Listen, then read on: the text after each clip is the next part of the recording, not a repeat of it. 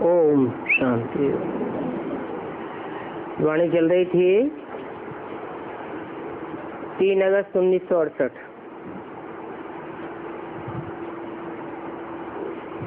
30वें page के मध्य में बात चल रही थी।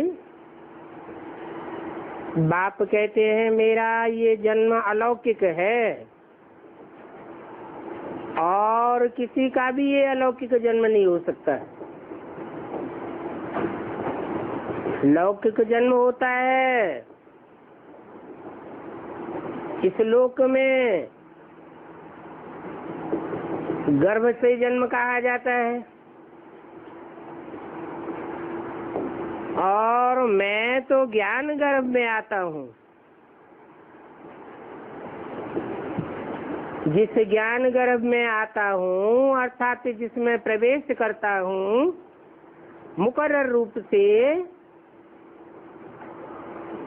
उसके द्वारा प्रत्यक्ष तब होता हूँ जब ज्ञान गर्भ परिपक्व स्टेज में आ जाता है।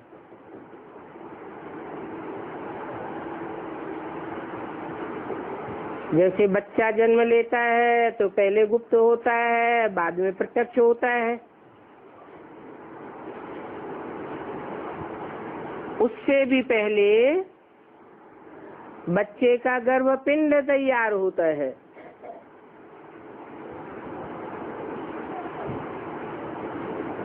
तो सन 36 में ऐसे नहीं कहेंगे कि शिव जयंती हुई, नहीं, सिर्फ ज्ञान का बीज आरोपण हुआ और उस बीज से गर्भपिंड तैयार हुआ।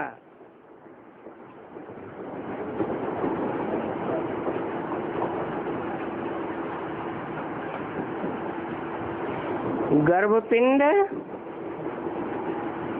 जैसे लौकिक में 4-5 महीने का जब हो जाता है तो उसमें आत्मा प्रवेश करती है। ऐसे ही ब्रह्मा की आयु 100 वर्ष मानी जाती है। उसमें 40 वर्ष जब पूरे होते हैं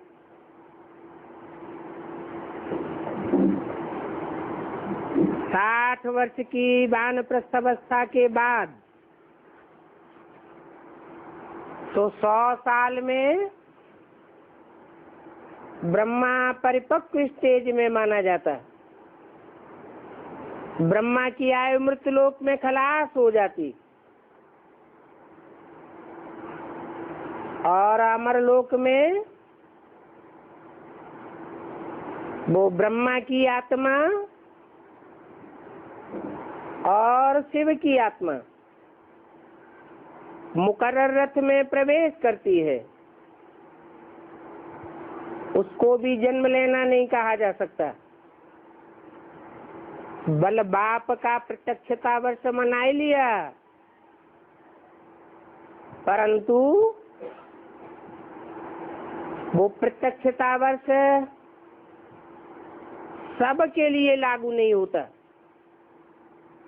क्योंकि आज निश्चय बुद्धि बनते हैं, कल अनिश्चय बुद्धि बन जाते। प्रत्यक्ष हुई आत्मा सिर्फ जिस मुकर्रर रथ में प्रवेश करती है उसे ही प्रत्यक्ष है और मुकर्रर रूप से प्रत्यक्ष है, बाकी तो पता नहीं चलता।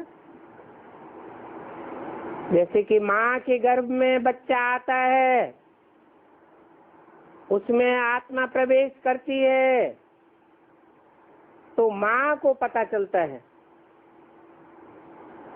प्रैक्टिकल में और कोई को पता नहीं चलता।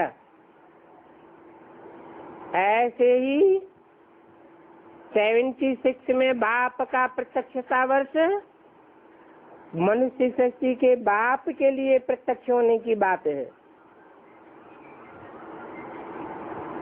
वास्तव में प्रत्यक्षता तो तब कही जाए जब सारी दुनिया माने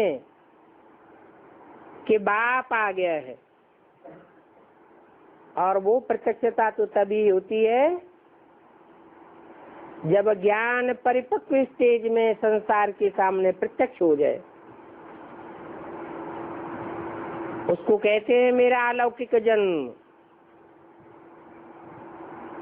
वो बाप सारे संसार में तभी प्रत्यक्ष होता है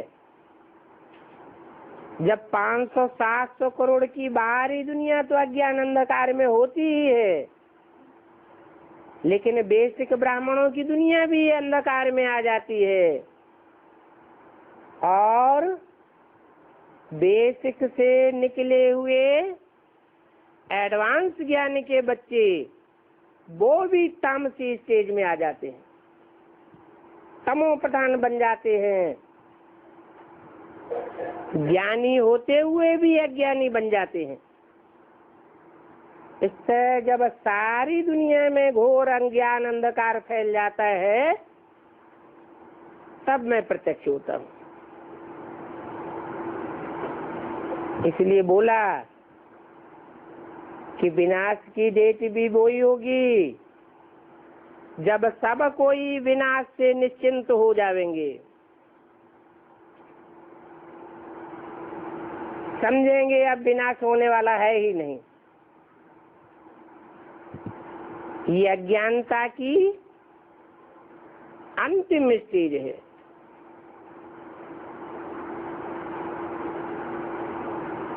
तो मेरा प्रत्यक्षता रूपी अलौकिक जन्म है। घोर अज्ञान अंधकार की रात्रि में प्रत्यक्ष होता हूँ, और मैं खुद इस साधारण तन में आता हूँ।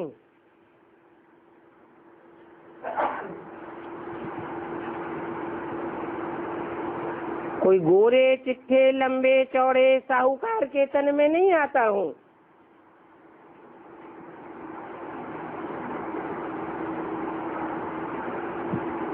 साधारण तन में आता हूँ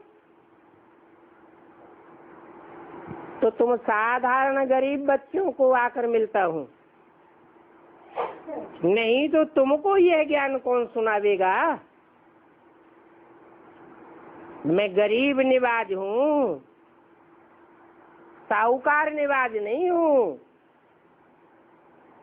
ऐसे नहीं कि लखपति करोड़पति हीरों के व्यापारी साहूकार में आता हूँ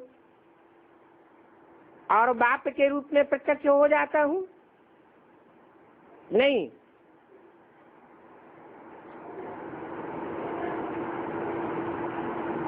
ज्ञान तो उसे कहेंगे जिसे जानकारी मिले।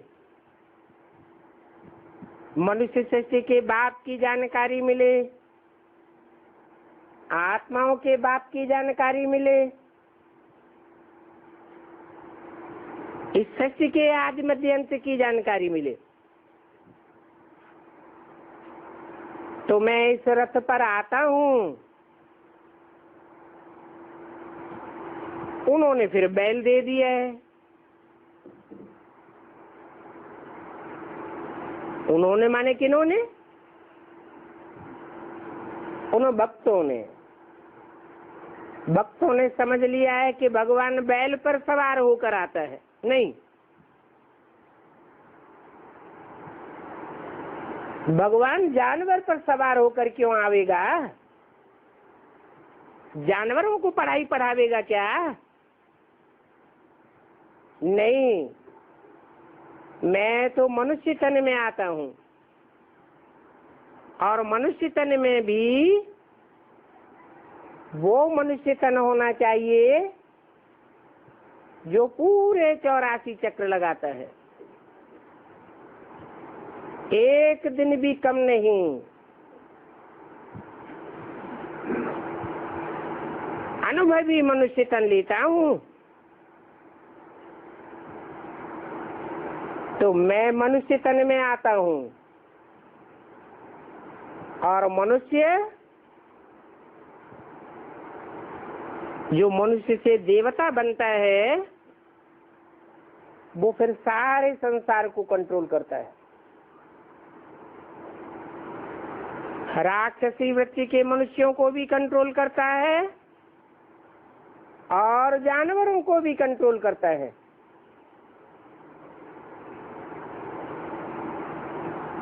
इसलिए शिव के मंदिर में जो बैल दिखाते हैं, वो बैल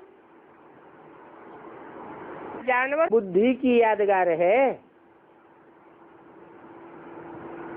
ब्रह्मा के तन में आया, परंतु ब्रह्मा ने समझा तो कुछ भी नहीं कि मनुष्य सृष्टि का बाप कौन है। अपने बाप को ही नहीं पहचाना तो फिर क्या पहचाना। इसलिए बैल जो दिखाया है वो बैल ब्रह्मा की यादगार है, और जो लिंग दिखाया है वो मुकर्रर रथ की यादगार है, जो ऐसी याद में स्थिर होता है जैसे कि इंद्रियां हैं ही नहीं, देखते हुए नहीं देखना, सुनते हुए नहीं सुनना।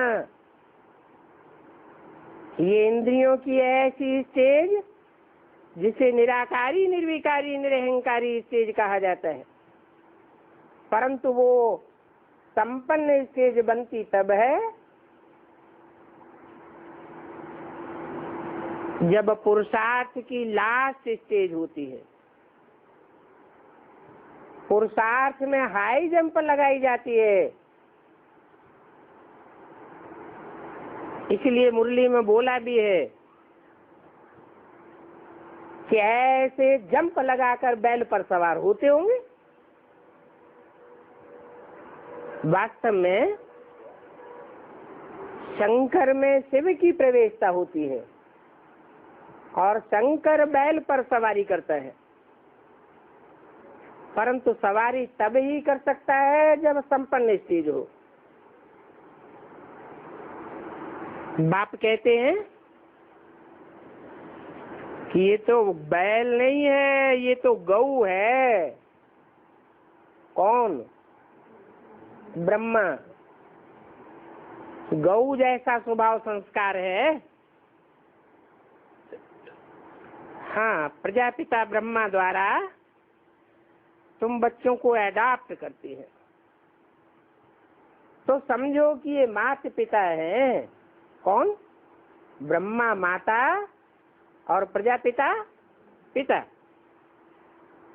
उस बाप के बच्चे तुम सभी ब्रदर्स हो, वर्षा ले रहे हो, परंतु देह में आने से प्रजापिता ब्रह्मा के बच्चे प्रजापिता ब्रह्मा कुमार कुमारियां हो। तो प्रजापिता है ना, सिर्फ ब्रह्मा नहीं है।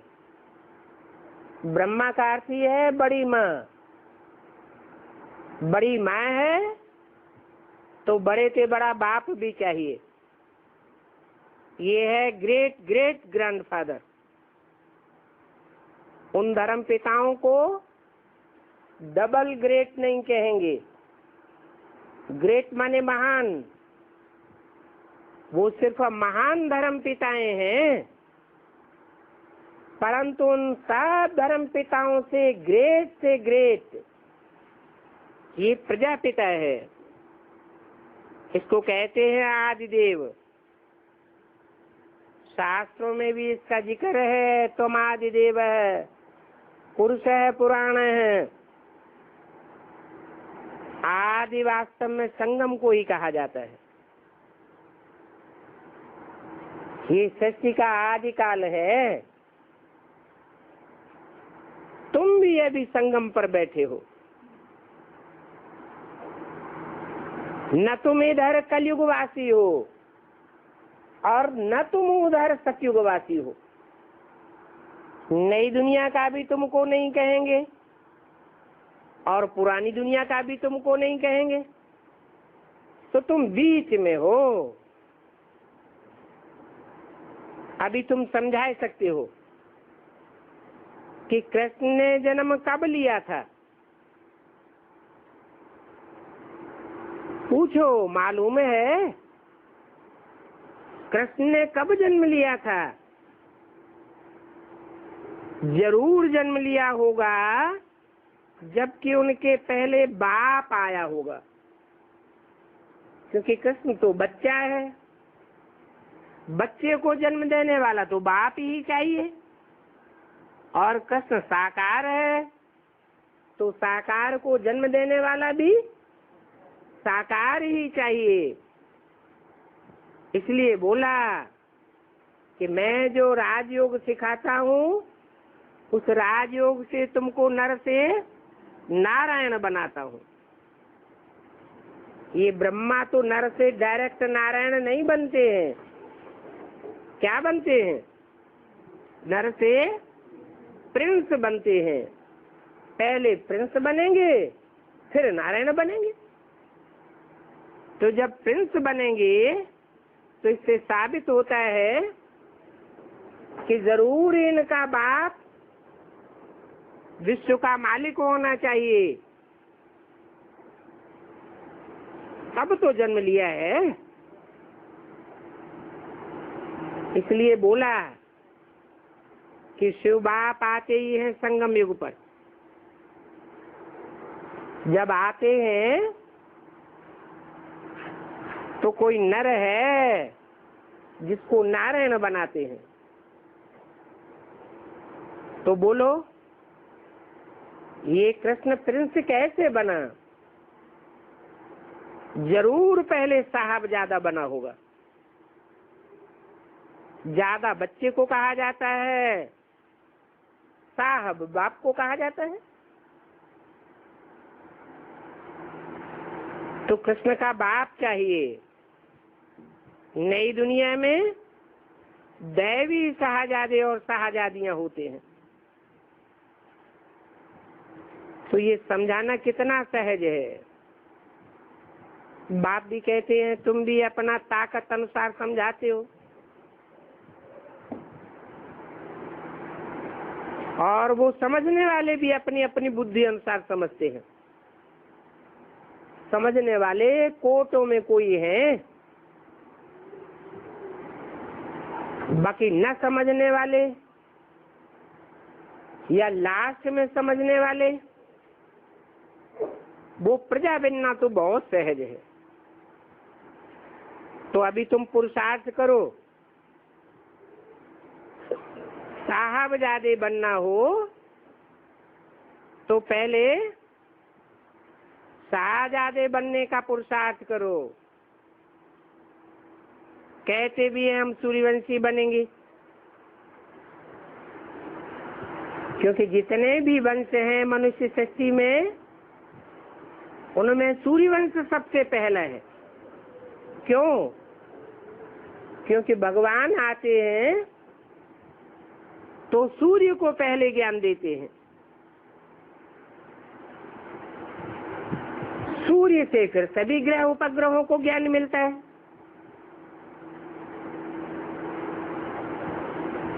तो बाप कहते हैं बन करके दिखाओ, ऐसा सूर्यवंशी बनेंगे। उसके लिए पुरुषार्थ करना पड़े, और चलन भी ऐसी चाहिए।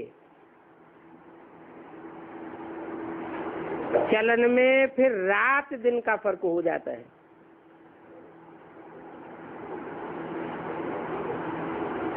ज्ञान सूर्यवंशी बच्चे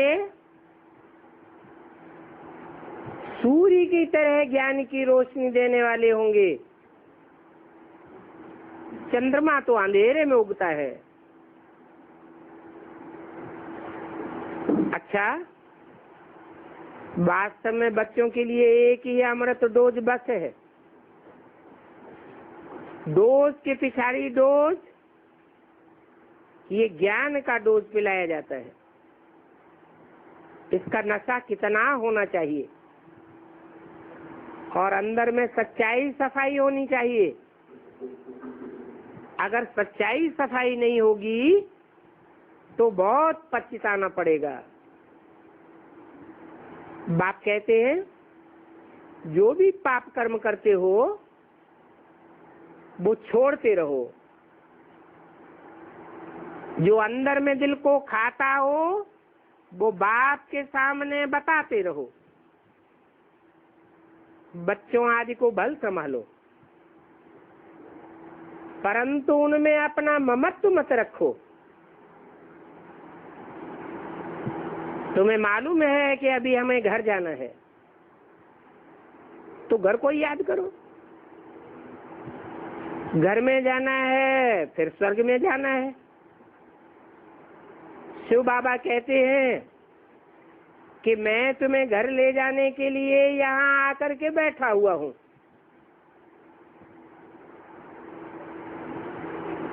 तुमको शाहजादे शाहजादियां बनाकर मैं घर चला जाऊंगा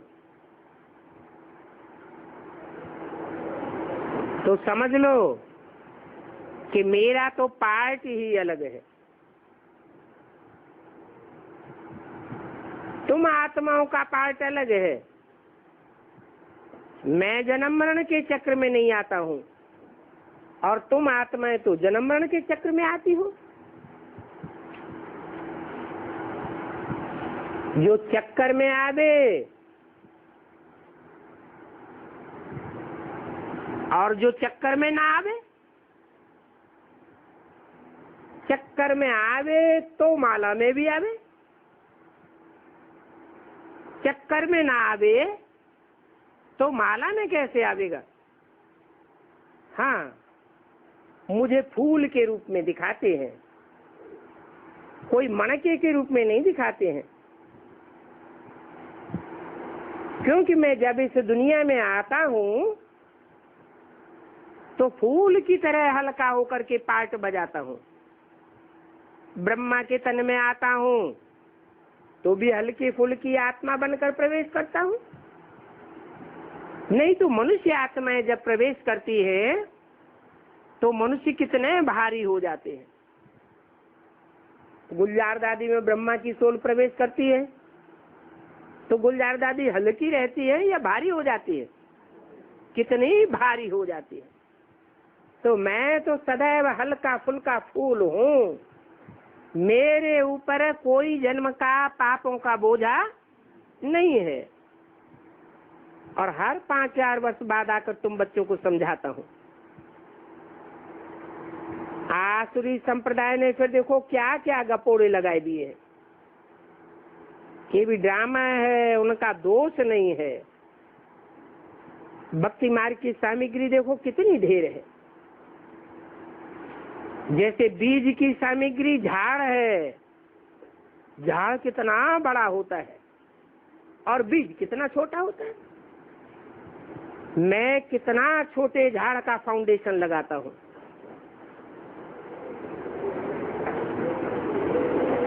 तो देखो ज्ञान का पसारा कुछ भी नहीं है और भक्ति का पसारा देखो कितना है। भक्ति का कितना बड़ा झाड़ हो जाता है। ज्ञान तो सारा सेकंड में बुद्धि में आता है। अभी बाप कहते हैं मैं खुद आया हुआ हूँ और इनकी वानप्रस्थ अवस्था में ही आता हूँ। वानप्रस्थ अवस्था 60 वर्ष के बाद होती है। पाप मिटाने वाला एक ही बाप है जिसे पतित पावन कहा जाता है। पतितों को पावन बनाने वाला। पतित शब्द पहले क्यों आता है?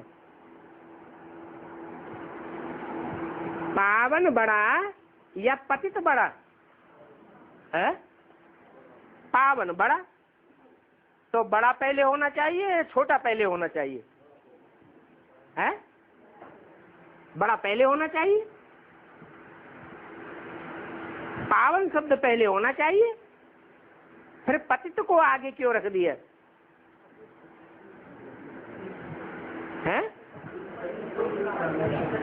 क्योंकि मैं जिसमें आता हूँ मुकर्रर रूप से, वो ही पुरुषार्थ करके पहले पतित से पावन बनता है। मेरे पतित और मेरे पावन बनने की तो बात है ही नहीं। और जो बनता है उसी का संसार में फिर गायन होता है। पतित पावन किसका नाम? सीताराम। सिर्फ इस जन्म का विचार नहीं करो, जन्म जन्मांतर का बोझा तुम्हारे सिर पर है। उस जन्म जन्मांतर के बोझे को सर पर उतारने के लिए पुरुषार्थ करो। अच्छा, पति पवित्र नहीं रहने देता है, तुमको छुट्टी नहीं देते हैं, कोई बात नहीं, घर में बैठे मुरलियां पढ़ो, बाप को याद करो। घर बैठे भी तो जन्म जन्मांतर का पाप तुम भस्म कर सकती हो। समझ तो तुमको मिली है कि जन्म जन्मांतर का बोझा हम कैसे उतारे। अब सिवाय आज की यात्रा के वो जन्म जन्मांतर का पापों का बोझा तो भस्म हो नहीं सकता। इसलिए बाप कहते हैं माम एकम याद करो। तो मैं गारंटी करता हूं तुम्हारे जन्म जन्मांतर के पाप भस्म हो जाएंगे। एक ही मंत्र काफी है, बाप को याद करना और स्वदर्शन चक्रधारी बनना। इस समय संगम युग के समय, और उसमें भी पुरुषोत्तम संगम युग के समय तो पाप करने से बहुत डरना चाहिए। नहीं तो 100 गुना दंड हो जाता है, सारी की कमाई चट हो जाती है। अच्छा, रूहानी बच्चों को रूहानी साहब और साहबजादों का याद प्यार गुड मॉर्निंग और नमस्ते।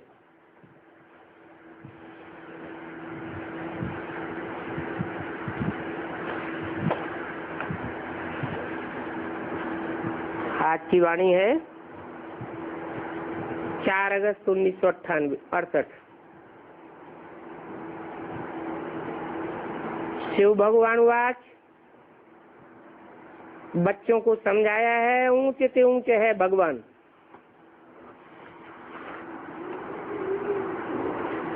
ऊंचे से ऊंचे, ऊंचे से ऊंची की बात कहाँ आती है? इस दुनिया में आती है या परमधाम में आती है? परमधाम में तो ऊंच और नीच का सवाल होता ही नहीं। इस दुनिया में ऊंच से ऊंच और नीच से नीच कर्म करने वाले होते हैं। उन कर्म करने वालों में भगवान की गिनती है या नहीं है? वो करता है या अकर्ता है? वो तो कोई कर्म करता ही नहीं है। अच्छा, ज्ञान सुनाता है कि नहीं सुनाता है? हैं? तो ज्ञान सुनाना ये कर्म नहीं है? हैं?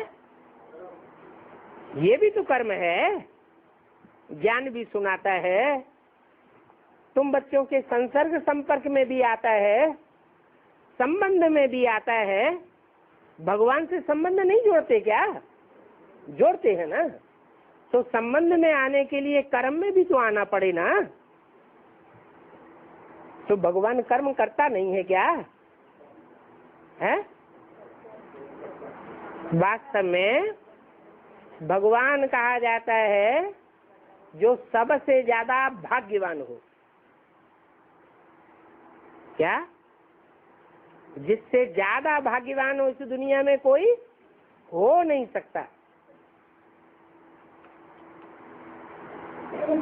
और शिव सुप्रीम सोल, उसको भाग्यशाली और दुर्भाग्यशाली कहे हैं?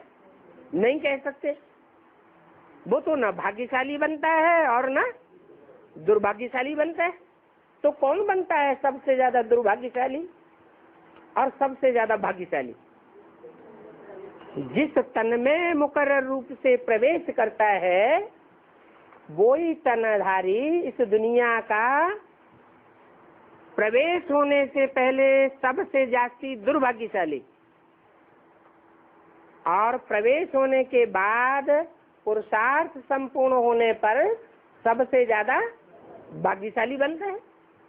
उसके द्वारा ही परमपिता परमात्मा से भी संसार में प्रत्यक्ष होते हैं। इसलिए बोला कि वो है ऊंचे से ऊंचे भगवान। उनका नाम शिव क्यों पड़ता है? शिव माने क्या? कल्याणकारी। तो बिंदी रूप में क्या फुदक फुदक के कल्याण करता है? नहीं करता। वो बिंदु जिस स्वरूप में प्रवेश करता है वो स्वरूपधारी जब बिंदु रूप बन जाता है, निराकारी स्टेज धारण कर लेता है, शिव समान स्टेज को धारण करता है, जिसके कारण भक्ति मार्ग में शिव शंकर को मिलाकर एक कर दिया जाता है। इसलिए उनका नाम शिव कहा जाता है, कल्याणकारी। नहीं तो परम धाम में कल्याण की कोई बात होती नहीं।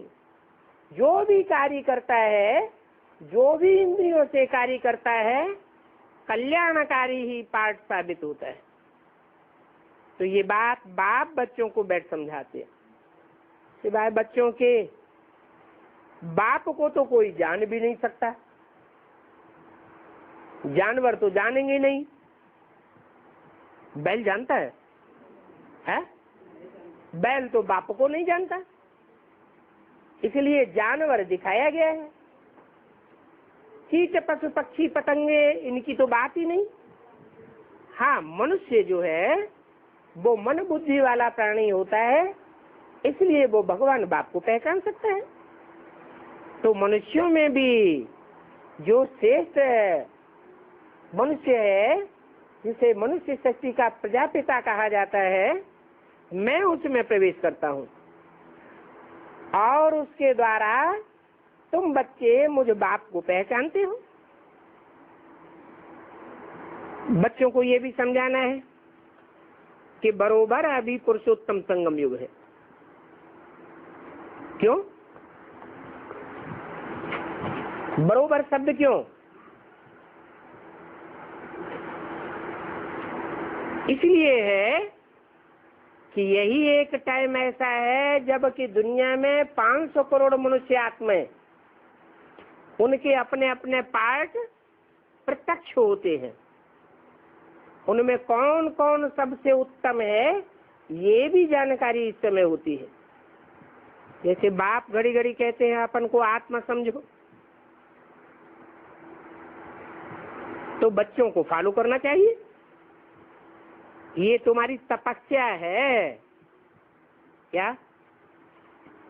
वो ऋषि मुनि तपस्या करते हैं तो उल्टे लटक जाते हैं, एक पांव पर खड़े हो जाते हैं। बाप कहते हैं ऐसी कोई तुम्हारी तपस्या शरीर की तपस्या नहीं है। क्या तपस्या है? देह को भूल जाओ और अपन को आत्मा समझो, यही तुम्हारी तपस्या है। वैसे ये भी निश्चय रखो कि हम संगम युगी ब्राह्मण हैं। अभी हम कलयुग में नहीं बैठे हैं। कहाँ बैठे हैं? हम संगम युग में बैठे हैं। संगम युग के बाद जरूर सतयुग आना है। बाप कहते हैं मैं भी आता हूँ संगम पर, जबकि दुनिया चेंज करनी होती है। नई दुनिया स्थापन करके फिर पुरानी दुनिया का विनाश करता हूँ। पहले अक्षर स्थापना का कहना है। क्या ऐसे नहीं कि पहले विनाश होगा फिर नई दुनिया स्थापन होगी? नहीं, पहले नई दुनिया की स्थापना फिर पुरानी दुनिया का विनाश। स्थापना के पहले विनाश नहीं कहना है। है? अभी स्थापना कहें या विनाश कहें? क्या कहें? स्थापना हुई है, हो रही है, और विनाश, विनाश हुआ, हो रहा है। ऐसे तो विनाश होता ही चला आया 2500 साल से।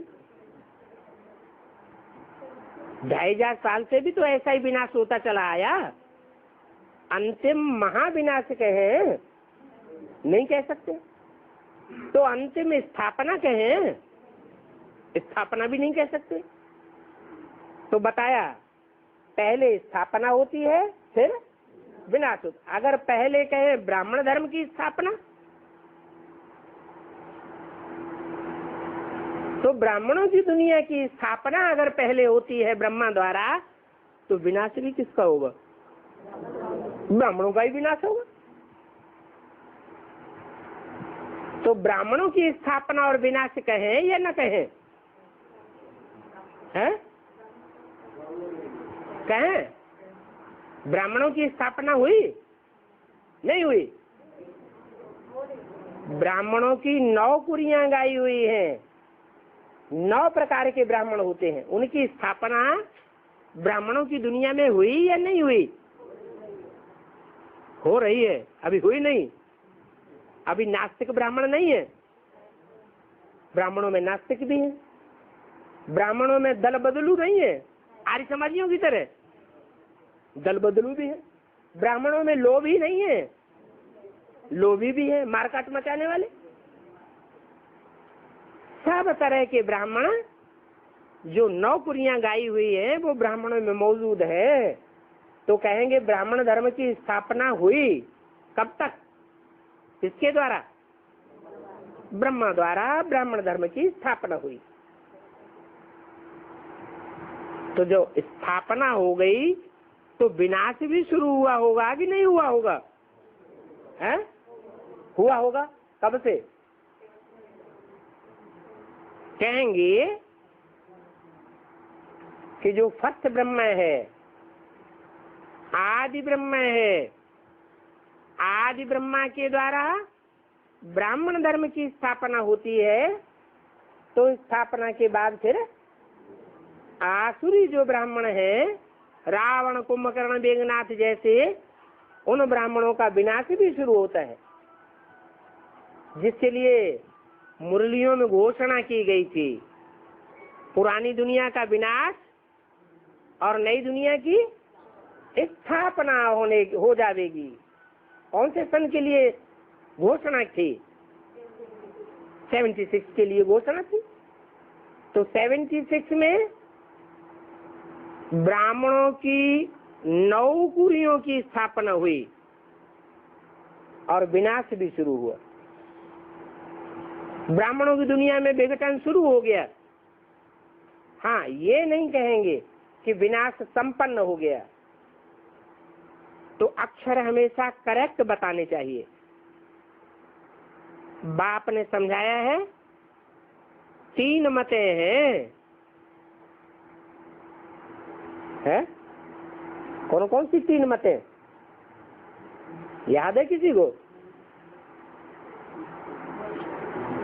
हाँ, मनुष्य मत है, दैवी मत,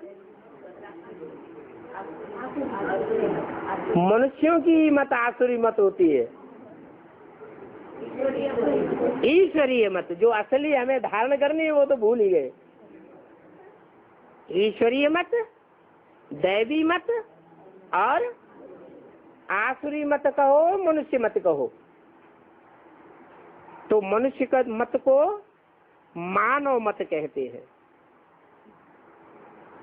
कोई अपनी नई संस्था स्थापन कर देते हैं तो कहेंगे मानव मत की स्थापना हुई। क्या यहाँ ब्राह्मणों की दुनिया में भी ऐसा हो रहा है कि नहीं हो रहा है? क्या कि ईश्वरीय मत भी चल रही है और साथ साथ में जो ईश्वरीय मत लेने वाले हैं उनमें से ऐसे ग्रुप भी निकल रहे हैं जो अपनी अपनी मत से अपना अलग संगठन स्थापन कर देते हैं। उनको ये पता नहीं है कि मानव और मनुष्य मत एक ही है। मानव मत की संस्थाएं होती हैं, तो अभी स्थापना हो रही है। मनुष्यों को तो सभी को मनुष्य ही कहेंगे। क्यों? क्योंकि मनुष्य जो है वो मन के अनुसार चलता है या बुद्धि के अनुसार चलता है? मनुष्य की होगी मनमत, और जो बुद्धिमानों की बुद्धि भगवान है उसकी मत बुद्धिमत्ता पूर्ण होगी। मनुष्य मत को कहा जाता है आसुरी मत। क्यों? क्योंकि रावण राज्य है, और ये रावण राज्य सारी सृष्टि पर है। रावण मत को ही कहा जाता है भ्रष्ट मत, क्योंकि मनुष्य जितने भी होते हैं सब भ्रष्टाचार से पैदा होते हैं, विकार से पैदा होते हैं। भ्रष्ट इंद्रियों के आचरण को भ्रष्टाचार कहा जाता है।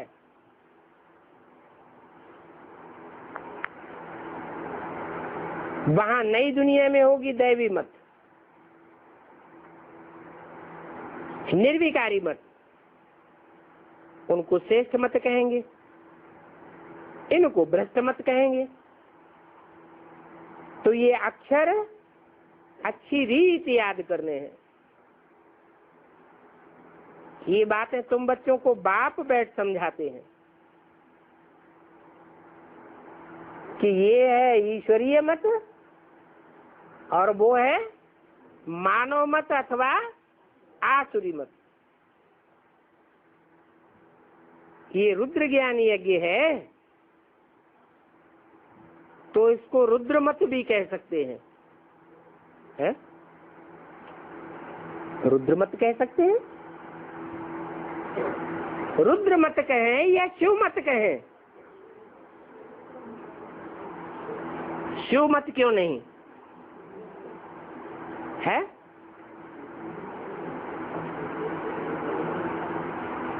शिव ज्ञान यज्ञ क्यों नहीं कहा गया? ब्रह्मा ज्ञान यज्ञ क्यों नहीं कहा गया? विष्णु ज्ञान यज्ञ क्यों नहीं कहा गया? नारायण ज्ञान यज्ञ, कृष्ण ज्ञान यज्ञ क्यों नहीं कहा गया? क्या कहा जाता है? रुद्र ज्ञान यज्ञ। क्यों? क्योंकि जब से स्थापना हुई तो स्थापना के साथ साथ यज्ञ कुंड से विनाश ज्वाला भी प्रज्वलित हुई, इसलिए इसका नाम है रुद्र ज्ञान यज्ञ। शिव मत कह सकते हो, परंतु शिव तो बिंदी का नाम है। क्या? रुद्र साकार का नाम है या बिंदी का नाम है? रुद्र तो रौद्र रूप धारण करने वाले का नाम है और शिव बिंदी का नाम है। मेरी आत्मा का नाम शिव है और कोई नहीं है ऐसा जिसकी आत्मा का नाम हो। सबके शरीरों पर नाम पड़ते हैं और मेरा नाम आत्मा के ऊपर है। क्यों? क्योंकि मैं एक ही ऐसी आत्मा हूं जो शरीरों में प्रवेश भल करता हूं, परंतु फिर भी आत्मिक स्थिति में ही रहता हूं, कभी भी देह भान में नहीं आता हूं।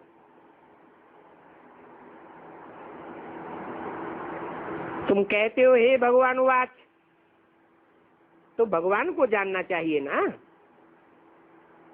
बाप आत्माओं को अपना परिचय देते हैं।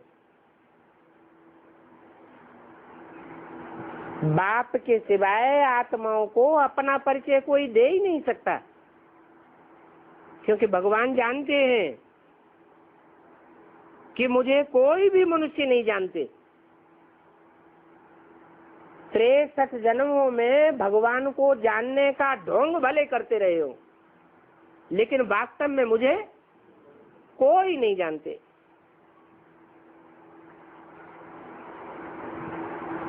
तो तुम ही अभी ईश्वरीय संप्रदाय हो, तो जरूर बाप को जानते होंगे। तुम्हारी दैवी मत अभी बन रही है, ईश्वरीय मत और दैवी मत। दोनों से बड़ी मत कौन सी है, ये तो समझते हो। सतयुग में होगी देवता मत, यहाँ कलयुग में है मानव मत। अभी मनुष्य मत को दैवी मत किसने बनाया? कहेंगे बाप ने। उस बाप को ही भगवान कहा जाता है। शिव बाबा की श्रेष्ठ मत है, देवताओं की है श्रेष्ठ मत, फिर मनुष्यों की है भ्रष्ट मत। क्यों है? क्यों भ्रष्ट मत है?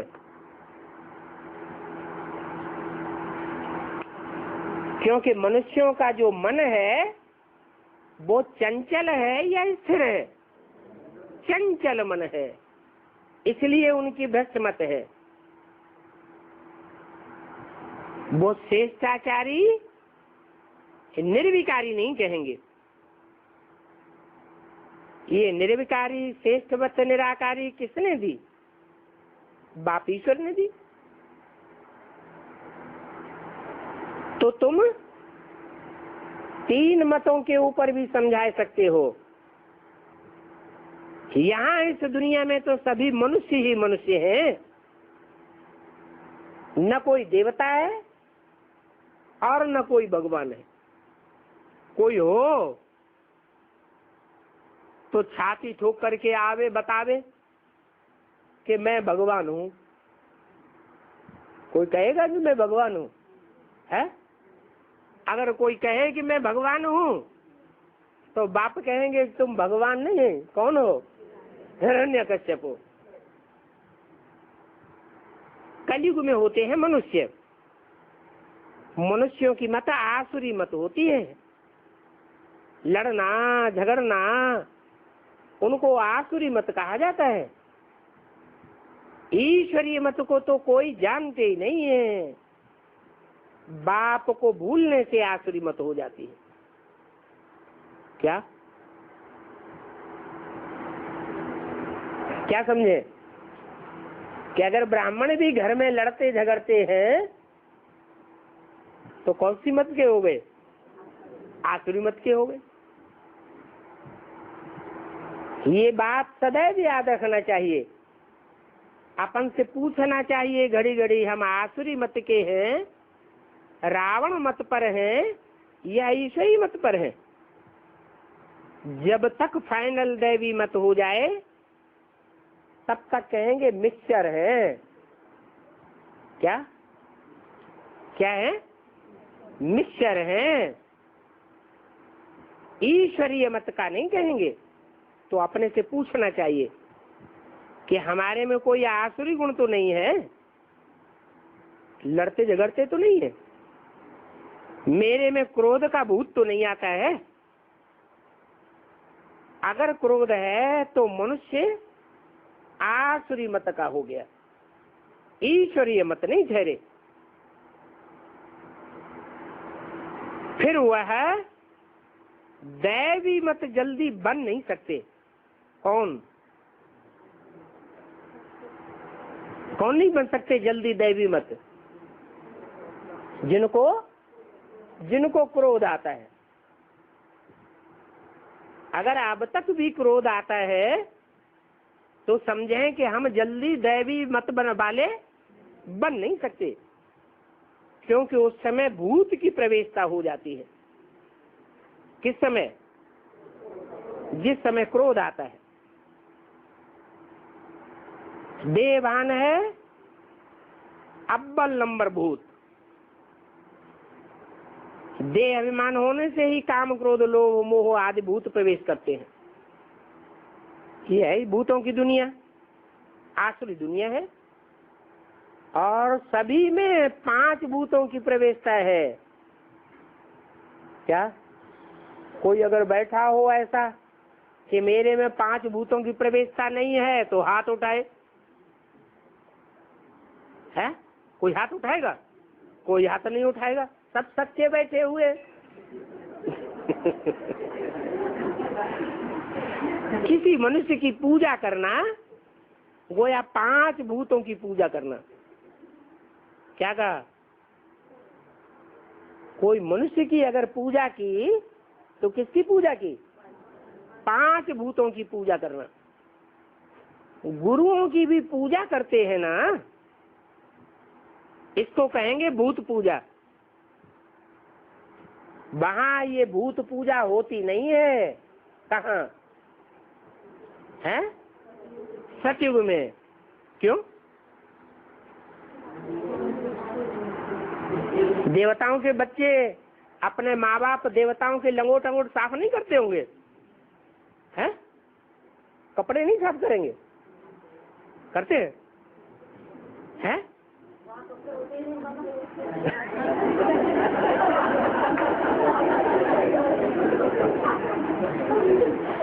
वहां ये भूत पूजा नहीं होती। बाप भी ये भूत पूजा करने के लिए मना करते हैं। अपने कपड़े अपने आप धोना चाहिए। तुम ब्राह्मण कुल वंशी हो, फिर देवता जन्म में आते हो। तुम्हारा ये ब्राह्मण कुल सर्वोत्तम कुल है। सर्वोत्तम कुल। ब्राह्मणों की नौकरियां नहीं है, हैं? तो सर्वोत्तम कुल कैसे हुआ? माना असली ब्राह्मण वही है जो 9 कुलियों में सबसे उत्तम कहा जाता है। जबकि तुमको नॉलेज मिलती है, क्या तुम्हारे अंदर से ज्ञान उगरने लगता है, मनन चिंतन मंथन में बुद्धि लग जाती है, नई नई बातें बुद्धि से निकलने लगती है। अभी तुम समझते हो देवताओं में दैवी गुण होते हैं। अगर तुम यहाँ दैवी गुण न धारण करेंगे तो फिर क्या होगा? है? अगर तुम यहाँ स्वेच्छा से देवताई गुण धारण नहीं करेंगे तो उसका रिजल्ट क्या होगा? है? सजा खा करके फिर देवता बनना पड़ेगा। और जो सजा खा करके देवता बनेंगे वो अधूरे देवता बनेंगे या संपूर्ण देवता बनेंगे? अधूरे देवता। फिर ऊंच पद नहीं पा सकेंगे। इसलिए गायने कोटों में को आसुरी गुण होंगे, क्रोध होगा, देह अभिमान होगा, तो कहेंगे ऊंच पद नहीं पाएंगे। देवताओं में तो ये भूत होते ही नहीं है। कोई क्रोध करते हैं तो समझ लेना चाहिए इन्हें में भूत की प्रवेशता है। हैं? जंजीर अंजीर से बांधना चाहिए कि नहीं? हैं? भूत की प्रवेशता समझ लिया तो जंजीर से बांधे या नहीं बांधे? हैं? जंजीर से नहीं बांधना, दूर भाग जाना चाहिए। जिसमें भूत की प्रवेशता हो उसका साथ संग नहीं करना है। ये भूत सभी मनुष्यों को पकड़ते हैं। अपन को देखना है हम लड़ते झगड़ते तो नहीं है, अथवा मनुष्यों की मिसल हमारी चलन तो नहीं है, क्योंकि अभी तुम बच्चों को दैवी चलन वाला बनना है। अगर गंदगी निकलती है तो समझो भूत। भूतों से तो झट किनारा कर देना चाहिए।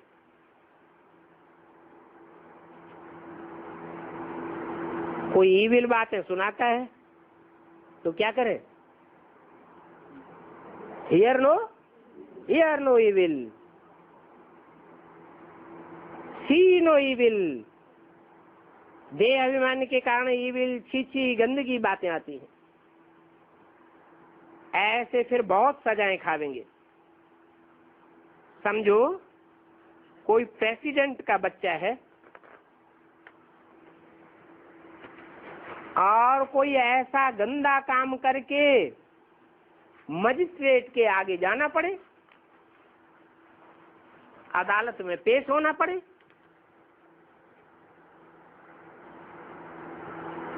तो प्रेसिडेंट की कितनी इज्जत जावेगी। 4:68 की वाणी का दूसरा पेज। माँ बाप बेचारे शर्मसार हो जाएंगे, ये क्या हुआ।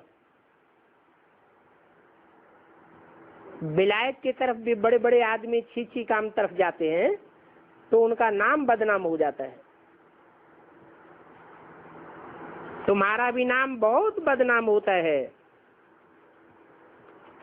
अगर ईश्वर का बनकर फिर भूत की प्रवेशता होती है तो कहेंगे नाम बदनाम हुआ। कहते भी हैं बाबा आप आवेंगे तो हम आपके ही होकर के रहेंगे, आप ही आकर के हमको ऐसा वर्षा देंगे। बाप तो जरूर सर की स्थापना करते हैं, वहां देहधारी की याद तो आती नहीं है। अभी तो तुम संगम युग पर हो, माना वहां देहधारी की याद नहीं आती क्योंकि सब आत्माभिमानी होते हैं, और अभी संगम पर देह अभिमानी भी होते हैं और आत्माभिमानी भी होते हैं, दोनों का संगम है। अभी बुरे बुरे संकल्प भी आते हैं और ज्ञान युक्त अच्छे संकल्प भी आते हैं, तो कहेंगे तुम संगम पर हो। जो कामी मनुष्य होते हैं उनको सारा दिन विकार का ही संकल्प आता होगा, रात अथवा दिन को भी गटर में बुद्धि गिरती रहती है। वही ख्यालात सारा दिन उनके चलते होंगे, स्वप्न में भी वही ख्यालात। बाप बैठ समझाते हैं माया बड़ी तीखी है, सबसे नंबर 1 है ये काम का संकल्प, और बहुतों को आता है। इसके कारण ही दुनिया में झगड़ा चलता है। अखबार वाले बेचारे इन बातों को क्या जाने, क्योंकि उन अखबार वालों की तो है मनुष्य मत, ज्ञान का तो उनको पता ही नहीं है। कहते हैं ये भाई बहन बनाते हैं। अरे ये तो अच्छी बात हुई ना, सब मनुष्यों में भाईचारा हो जाएगा ना। भाईचारा हो जाएगा तो क्रिमिनल असॉल्ट नहीं करेंगे ना। ब्रह्मा कुमार कुमारी दोनों भाई बहन हो गए तो ब्रह्मा के बच्चे हो गए, नई सृष्टि की शुरुआत हो गई। उनको फिर विकार में जाना, इसको तो कहेंगे इंसल्ट। कई ऐसी ब्राह्मणियां हैं, कुमारियां हैं जो सेंटर पर रहती है, वो भी कब कब इन विकारों के सपाटे में आ जाती है। माया ऐसा जोर से ठूंसा मारती है जो एकदम विकारों में गिर पड़ती है। फिर बताओ बाप भी क्या करे। लौकिक बाप भी देखते हैं हमारा बच्चा गंदा बन पड़ा तो बाप माँ बेचारे अंदर ही अंदर घुटका खाते रहते हैं। यहाँ भी ऐसे है, इस दादा को भी गुटखा खाना पड़ता है। समझते हैं ये बच्चे तो नाम बदनाम कर देंगे। ओम शांति।